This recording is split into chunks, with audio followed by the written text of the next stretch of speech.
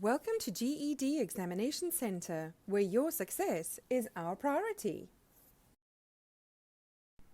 Commas with interrupters or parenthetical elements. Interrupters are little thoughts that pop up in the middle of a sentence to show emotion, tone, or emphasis. A parenthetical element is a phrase that adds extra information to the sentence but could be removed without changing the meaning of the sentence. Both interrupters and parenthetical elements should be set off with commas. Take a look here. The weather I was happy to see was beginning to clear. The weather I was happy to see was beginning to clear. Jeff's cooking skills, if you can call them skills, left something to be desired. Jeff's cooking skills, if you can call them skills, left something to be desired. It was sadly the last day of camp. It was, sadly, the last day of camp. Mary, unlike Anne, is very organized. Mary, unlike Anne, is very organized. Comma with a question tag. A question tag is a short phrase or even a single word that is added to the end of a statement to turn it into a question.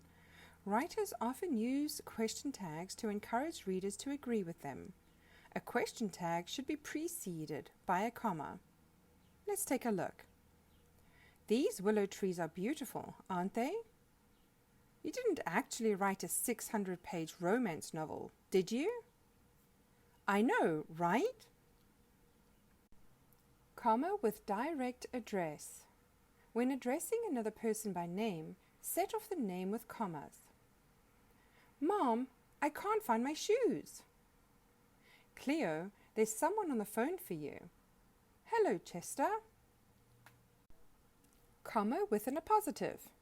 An appositive is a word or phrase that refers to the same thing as another noun in the same sentence. Often, the appositive provides additional information about the noun or helps to distinguish it in some way. If you could remove the appositive without changing the meaning of the sentence, it is said to be non-essential and should be set off with commas. If the appositive is necessary, it is said to be essential and it should not be set off with commas. Let's take a look. Non-essential appositives. My sister Angela is a wonderful cook. The painter, one of the city's most promising young artists, began showing his work in the galleries before he was 16. Essential appositives. Edgar Allan Poe's poem, The Raven, is a classic.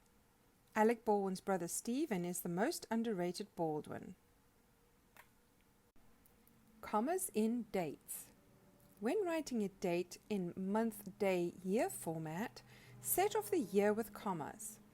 For example, July 4th, 1776 was an important day in American history. If you are using the day, month, year format, however, commas are unnecessary.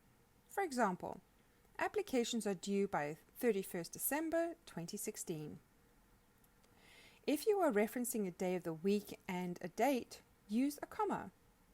For example, on Tuesday, April 13th, at 3 o'clock, there will be a meeting for all staff. When you are referencing only a month and year, you don't need a comma. For example, the region experienced record rainfall in March of 1999. Comma between coordinate adjectives. When multiple adjectives modify a noun to an equal degree, they are said to be coordinate and should be separated by commas. One way to tell whether the adjectives are coordinate is to try switching the order of them. If the sentence still sounds natural, the adjectives are coordinate. For example, that man is a pompous, self-righteous, annoying idiot. That man is a self-righteous, annoying, pompous idiot. The sweet, scintillating aroma of cinnamon buns filled the kitchen.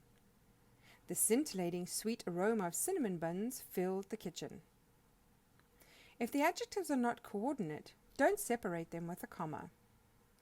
For example, the adorable little boy was eating ice cream.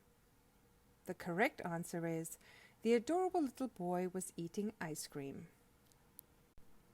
Comma before but. Use a comma before the word but if it is joining two independent clauses. For example, Cleo is a good singer, but she's an even better dancer. That's the incorrect example. The correct example is, Cleo is a good singer, comma, but she's an even better dancer.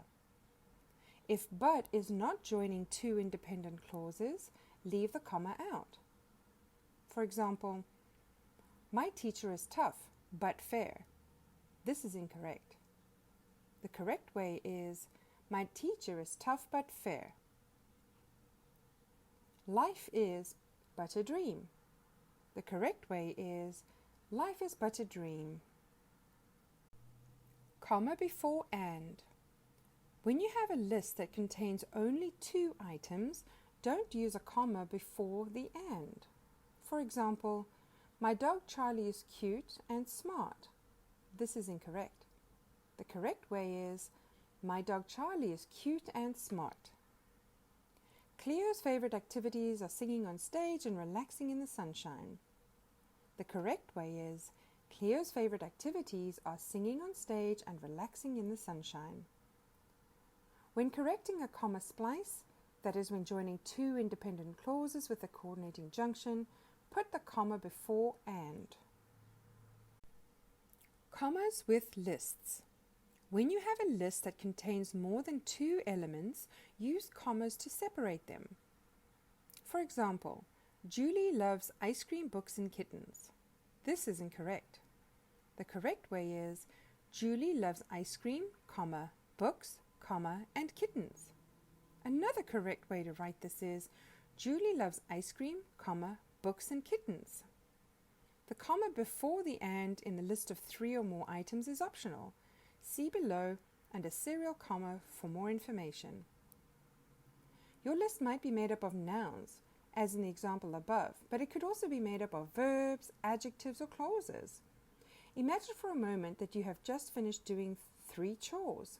The chores were cleaning the house and garage, raking the lawn, taking out the garbage. If you were to list these 3 chores in a sentence, you would write, I cleaned the house and garage, comma, raked the lawn, comma, and took out the garbage, period. Or, I cleaned out the house and garage, comma, raked the lawn, and took out the garbage, period. Serial, comma, or Oxford comma. As mentioned before, when you are listing 3 or more items, commas should separate each element of the list. However, the final comma, the one that comes before the and, is optional. This comma is called the serial comma or the Oxford comma. For example, Mary needs bread, comma, milk, comma, and butter at the grocery store. This is the serial comma. Example 2. Mary needs bread, comma, milk and butter at the grocery store. This one is without serial comma. Example 3. I still have to buy a gift, comma, pack the suitcases, comma, and arrange for someone to water the plants while we're at the wedding. This example has a serial comma. Example 4. I still have to buy a gift, comma, pack the suitcases and arrange for someone to water the plants while we're at the wedding. This example is without a serial comma. Whether or not you use the serial comma is a style choice. Many newspapers do not use it. Many trade books do use it.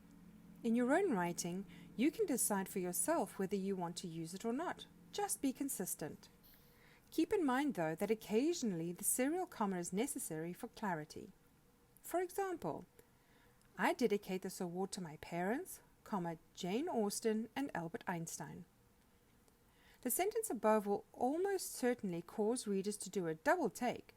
Without a serial comma, it looks like Jane Austen and Albert Einstein is an appositive, rather than 2 more elements in a list. To put it another way, the writer seems to be saying that her parents are Jane Austen and Albert Einstein. A serial comma eliminates the possibility of misreading, so even if you're not using serial commas in your writing, make make an exception for sentences like this.